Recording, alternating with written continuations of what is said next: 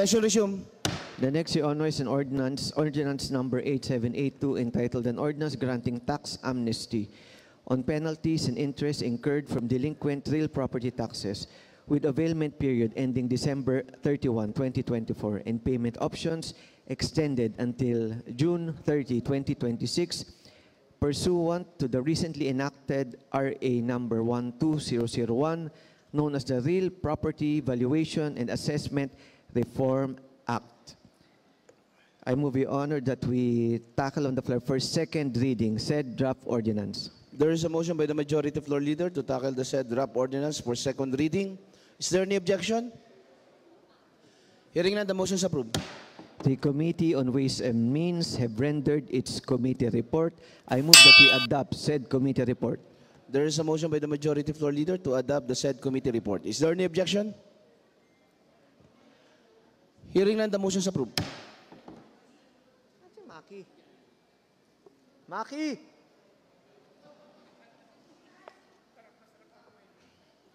May I seek recognition of one of the principal authors, our President Pro Tempore, Honorable Macario M. Lacson. Kinikilala ng hapag ang kagalang-galang Konsehal Maki Lacson mula sa ikalawang distrito ng Maynila.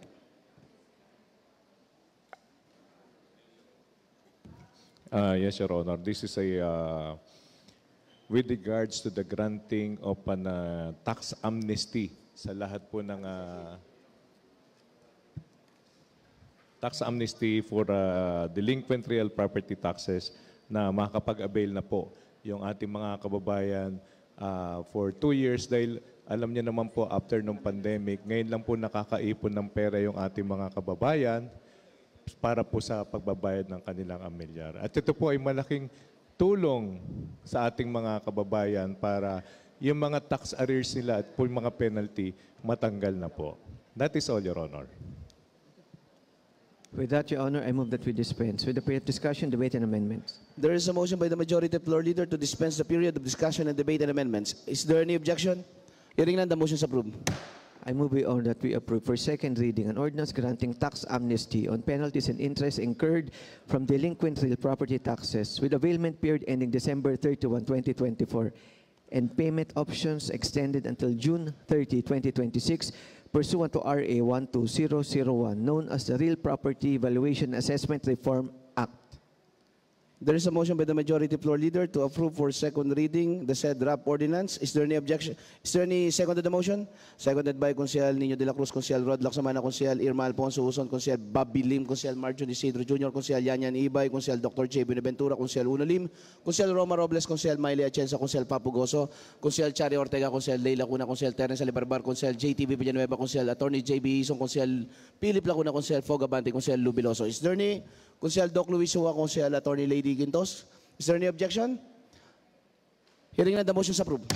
1 minute recess, Your Honor. 1 minute recess, declared by the chair. Session resume. I have, Your Honor, ordinance number 8781, ordinance granting tax amnesty on penalties and interest incurred from delinquent real property taxes with availment period ending December 31, 2024, and payment options extended until June 30, 2026, pursuant to RA 12001, known as the Real Property Valuation and Assessment Reform Act. I move, Your Honor, that we approve for third and final reading and for publication said draft ordinance. There is a motion by the majority floor leader to approve the said ordinance for third and final reading and for publication. Is there any objection? Hearing none, the motion is approved. Councilor Philip Lacuna is recognized. Your Honor, maraming salamat po, Your Honor. Your Honor, isa po ito sa napakagandang balita dahil ang atin pong pinasa po na ordinansa, unanimously seconded by most of the councilors present. Nagkaisa po ang minorya, ang mayorya at ang atin po mga independent na konsehal para po ipasa po itong napakagandang batas po na tax amnesty.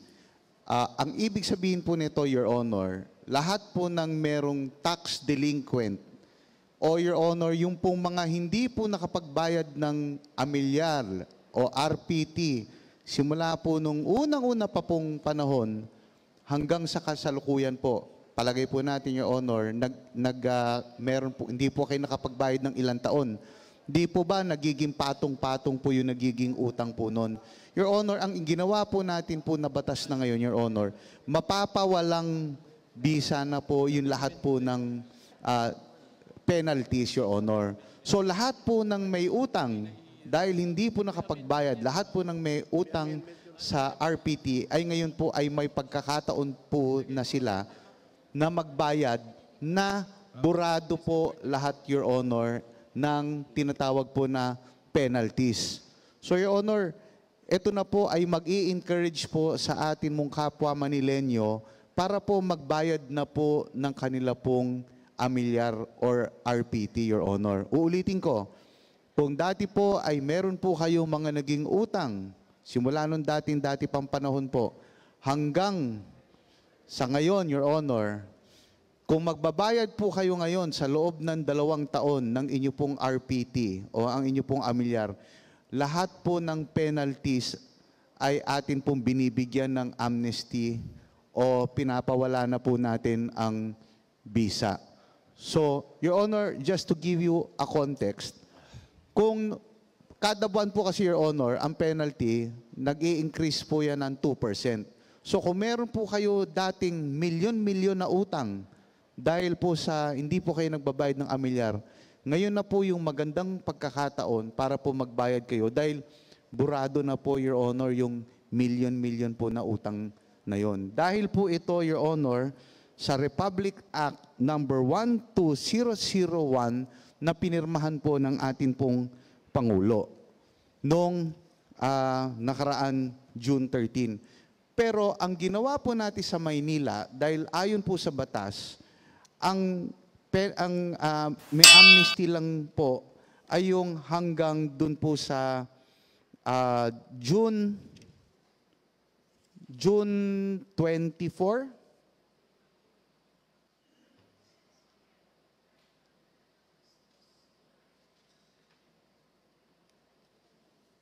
Ay. Okay. Yung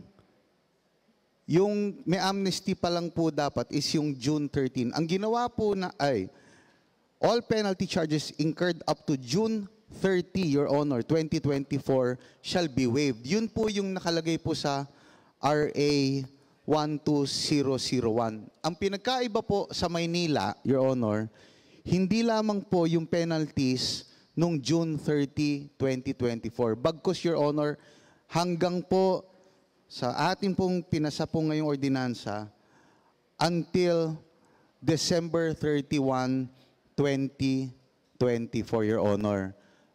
Sa talaan po ng City Treasurer's Office, ang meron pong delinquent na tax na dapat ay binabayad sa amilyar po, Your Honor, ay 6 billion pesos. Sa 6 billion pesos po doon, Your Honor, 1.8 billion yung penalties o yung tinatawag po na surcharges, Your Honor. So just imagine, dahil po sa ordinansa po natin na batas na ginawa, number 1, it will be beneficial to those Manileños na meron nga pong penalties. Ang pangalawa, Your Honor, palagay ko dahil po dito meron po tayong amnesty, mas marami na pong magbabayad. In our own estimate, ngayon lamang po, sa tingin po namin, by end of December, makakakolekta po kaagad tayo ng additional 300 to 400 million pesos na magbabayad ng amilyar dahil nga po, meron na po tayong amnesty. So, Your Honor, siguro kanina po kasi hindi po natin masyado na pag-usapan, kaya po pinapaliwanag ko po ngayon, ang kinaganda po nitong batas po na atin pong pinasa ng unanimously ng buong konseho ng Maynila, ay lahat po ng mga penalties and surcharges or yung mga delinquent na taxpayers na hindi makapagbayad dahil po sa patong-patong na penalty, nag-grant na po tayo ngayon ng tax amnesty hanggang December 31, 2024 at maari po silang magbayad na walang delinquency or na walang penalties up to June 30, 2026. Yun lamang po, Your Honor. Maraming salamat po. Maraming salamat, Councilor Philip Lacuna. Malaking bagay ito para sa mga batang Manileño na nagbabayad ng real property tax at para sa ating bayan.